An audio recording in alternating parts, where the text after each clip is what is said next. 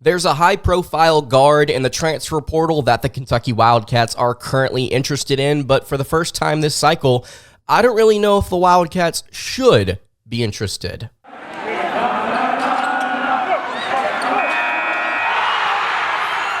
You are Locked On Kentucky, your daily podcast on the Kentucky Wildcats, part of the Locked On Podcast Network, your team every day. All right, what's going on, Big Blue Nation? Welcome on into Locked On Kentucky, your daily Kentucky Wildcats podcast. I'm your host, Lance Dawe. On today's episode of Locked On Kentucky, we are going to be discussing a transfer portal prospect that the Wildcats are currently interested in. But in my opinion, I don't really know if he's the best option or the best fit for the Kentucky Wildcats. Also on today's episode, going to discuss Justin Edwards declaring for the NBA draft. And then finally, to wrap up the show, there is a player in the portal that I think the Wildcats should take a look at because I don't believe they have reached out just quite yet. Thank you so much for making Locked On Kentucky your first listen every single day. I want to remind everyone out there that we are free and available on all platforms. If you are watching on YouTube, I would greatly appreciate it if you subbed to the show. And if you are listening on podcast, wherever you are tuned in on podcast, I would appreciate it if you subscribed there as well. All right, so let's go ahead and get into it.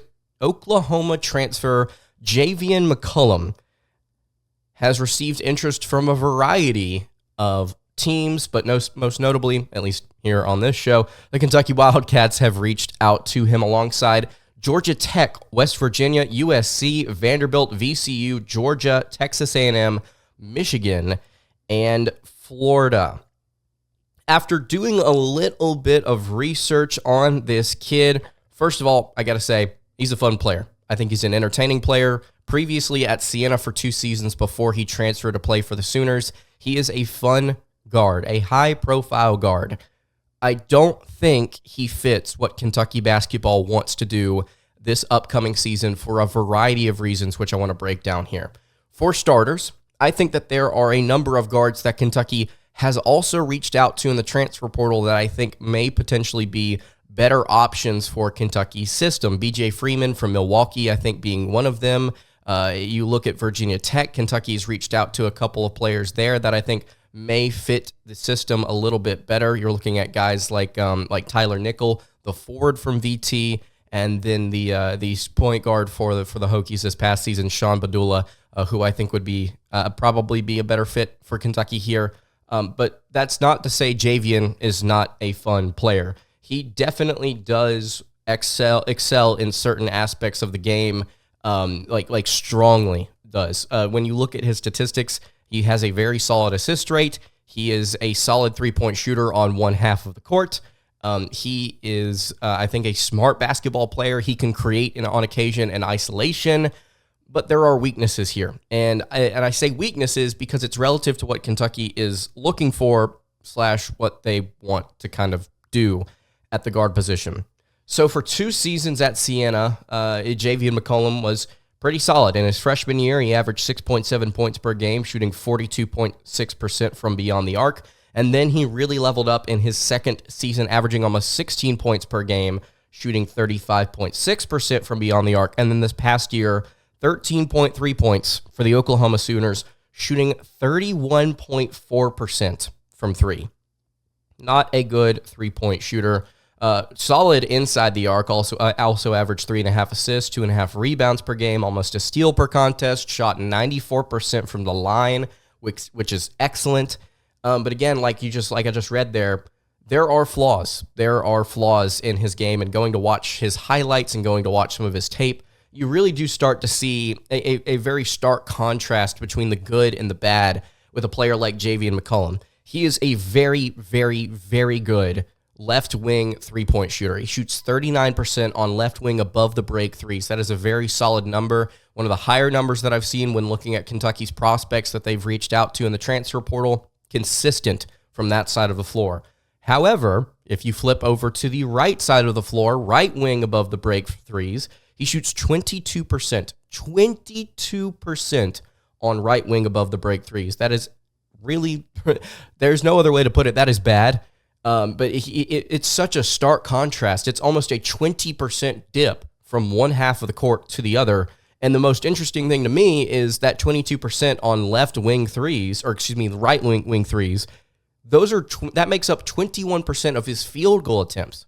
So he takes a fifth of his field goal attempts overall from a very inefficient spot, which is interesting to me. I don't know if it's something that he's trying to work on. I don't know if it's just something that the staff was not aware of. I'm not quite sure, but it's just a weird contrast whenever you go and actually watch, because on one side, man, he can really light it up. On the other one, not so much at all.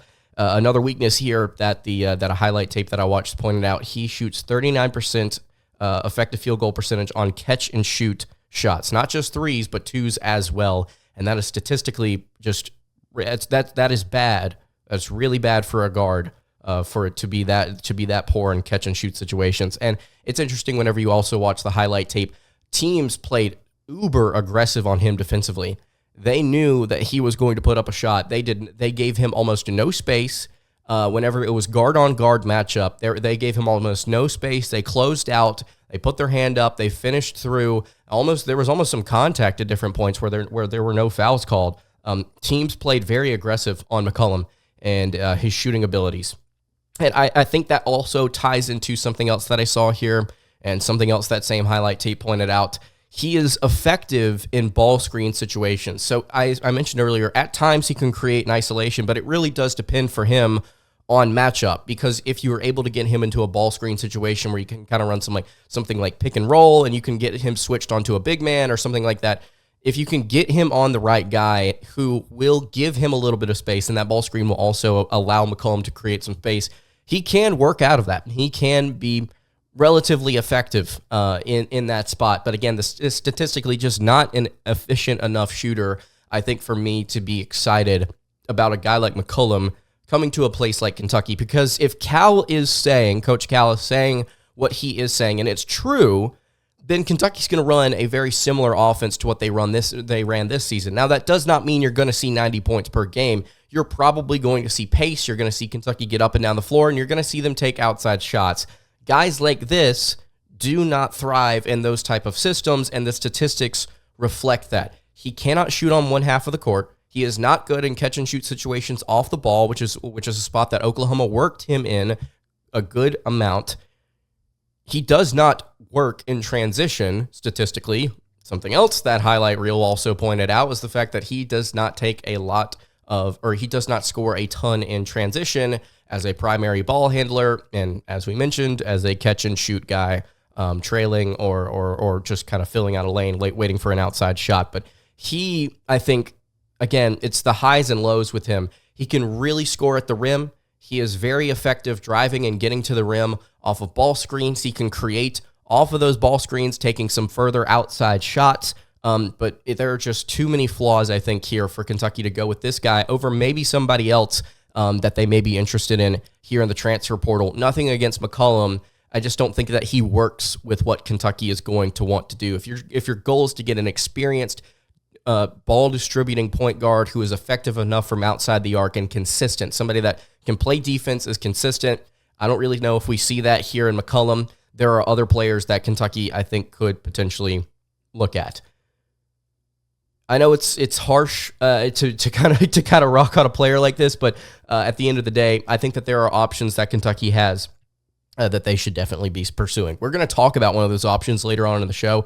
Also, just to point out here, this is not a situation where for Kentucky right now where they can just sort of grab a player like this immediately and then just be like, okay, we got our guard. Like, they have to really carefully pick and choose the players that they reach out to. And because they're Kentucky, they're going to have some leniency here. They're going to have the ability to do that.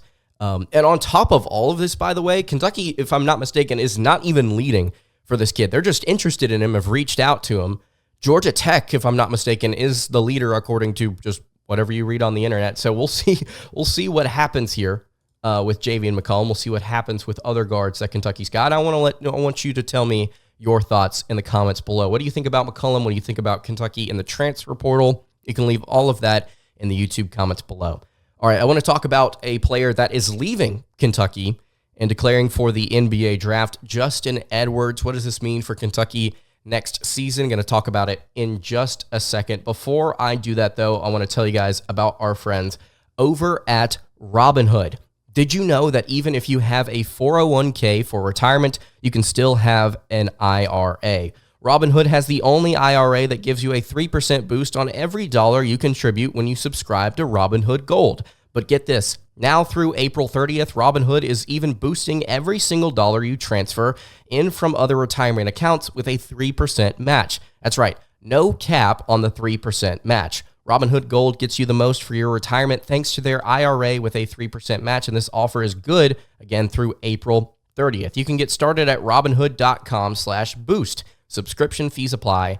And now for some legal info. Claim as of Q1 2024, validated by Radius Global Market Research. Investing involves risk, including loss. Limitations apply to IRAs and 401ks, and 3% match requires Robinhood Gold for 1 year from the date of the first 3% match. You must keep Robinhood IRA for 5 years. The 3% matching on transfers is subject to specific terms and conditions. Robinhood IRA available to U.S. customers in good standing. Robinhood Financial LLC, member SIPC, is a registered broker-dealer.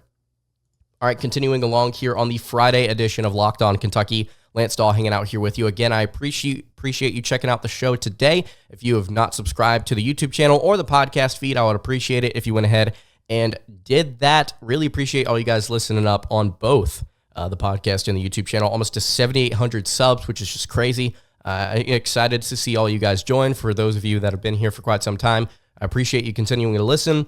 Let's talk here for a second about Justin Edwards declaring for the NBA draft. He announced this, I believe, on both his Instagram and his Twitter just yesterday. In a post, he said, quote, "Big Blue Nation, this season, my experience in Lexington, thanks to my coaches, my teammates, and you, the fans, has been everything I dreamed it would be. I am so grateful to have been a part of the legendary Kentucky program, getting to represent the blue and white with everything I have. Thank you to the Wildcat community for embracing me from my arrival and making Kentucky feel like home. I need to specifically shout out my family for their unwavering support throughout my journey, which has fueled me every step of the way. To my brothers and teammates, thank you for being there and working alongside me each and every day. To Coach Calipari and the entire coaching staff, thank you for pushing me to be the best version of myself. After careful consideration and with a deep appreciation for the opportunities and experience I've had here in Kentucky, I have decided to take a significant step in my basketball career. With much gratitude, I am excited to announce my decision to declare for the NBA draft." So Justin Edwards officially out at Kentucky. No mention of a potential return here for the small forward out of Big Blue.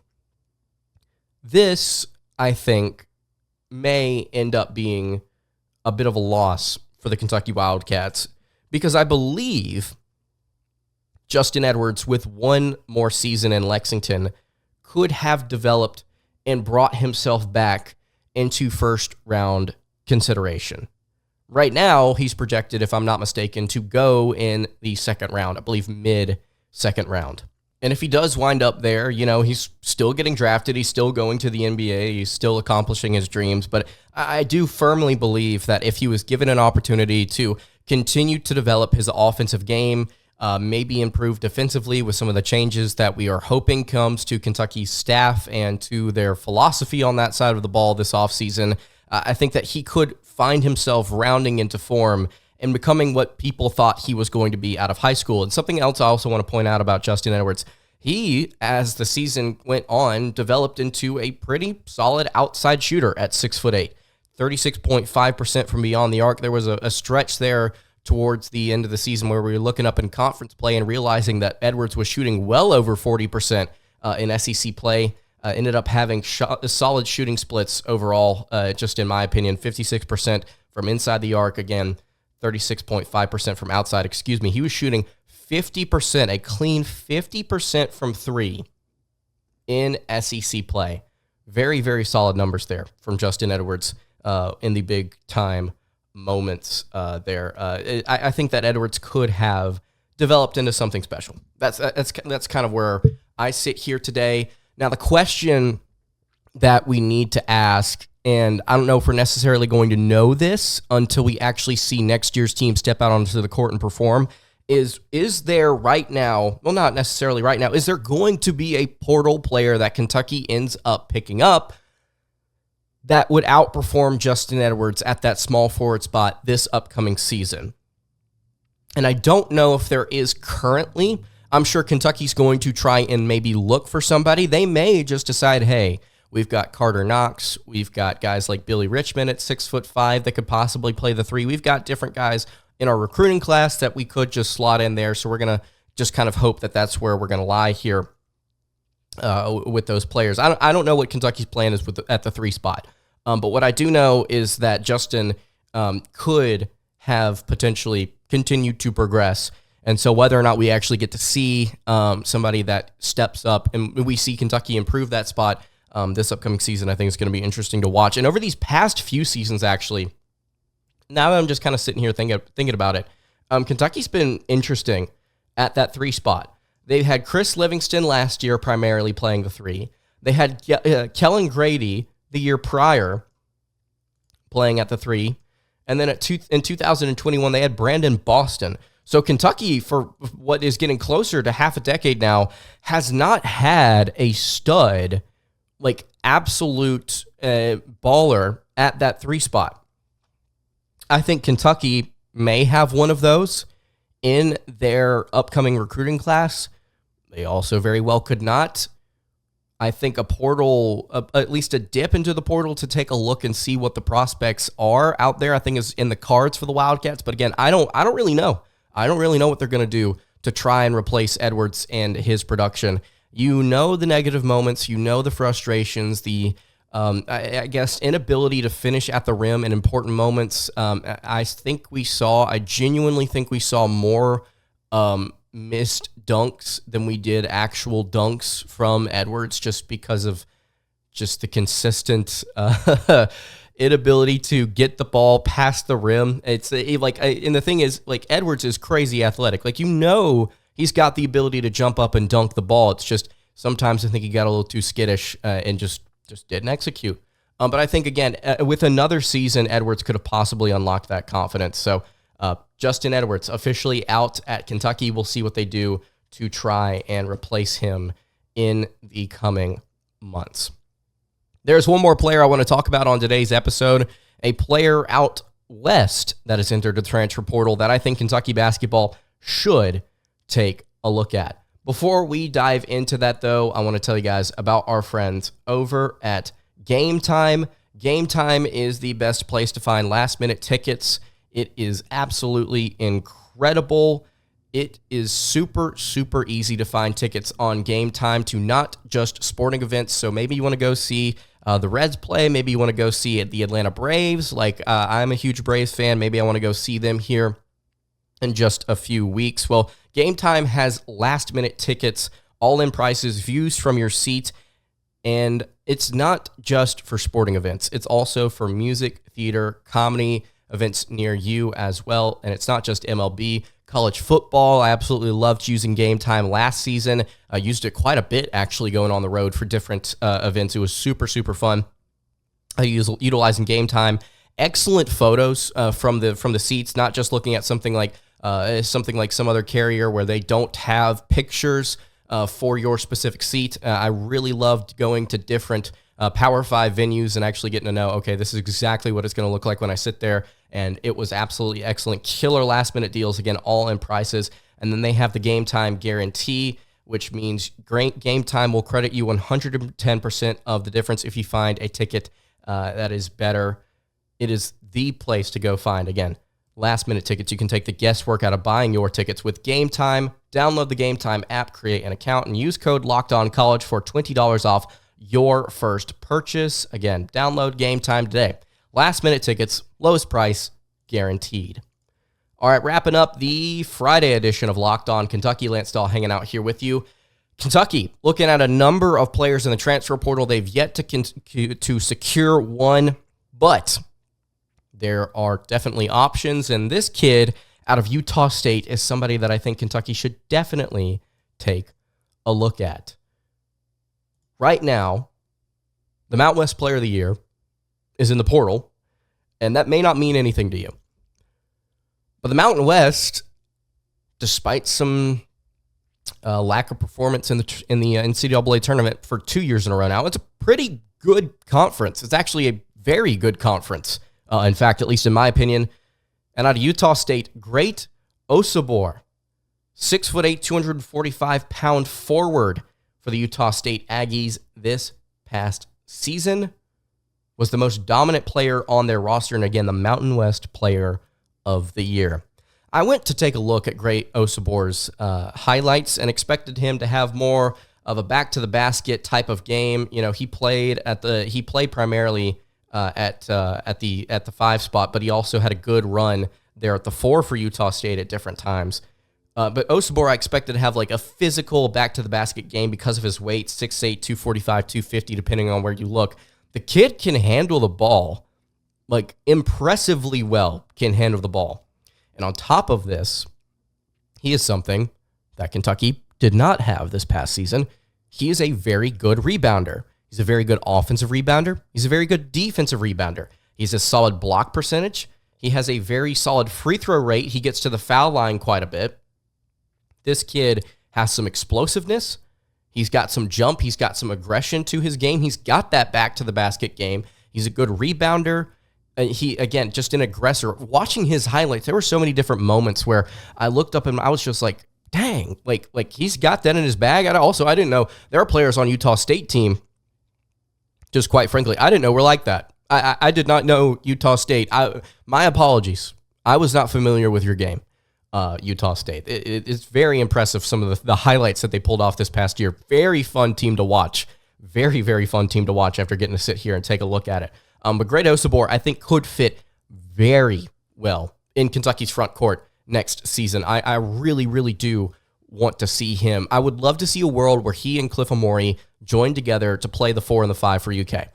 I think that would be a super, super fun world. Now, Kentucky wouldn't have a lot of shooting at the 4 and the 5, but who cares? You've got length and shooting at other positions. You got 3 other positions you can line it up. Fland, Knox, Travis Perry coming off the bench as well. Kentucky would have answers there. But Great Osobor, I just was genuinely impressed. For a kid his size, at 6'8", 6'9", 250, he's got some movement. He is a fun player to watch. Now, I don't really know if we've been able to get a list of schools that have reached out to him, places that are interested. But this is a kid I think Kentucky should take a look at. He's going to end up going somewhere and being very good. Again, Mountain West Player of the Year. Take a look at his stats from this past season. 17.7 points per game, 9 rebounds per game, 2.8 assists, 1.4 blocks, 1.3 steals, while shooting 57.7% from the floor, 59.1% from inside the arc. All of that in 33 minutes per game. Again, I think that this is a kid that Kentucky needs to at least have a cup of coffee with, because, dang, he could end up potentially being pretty good.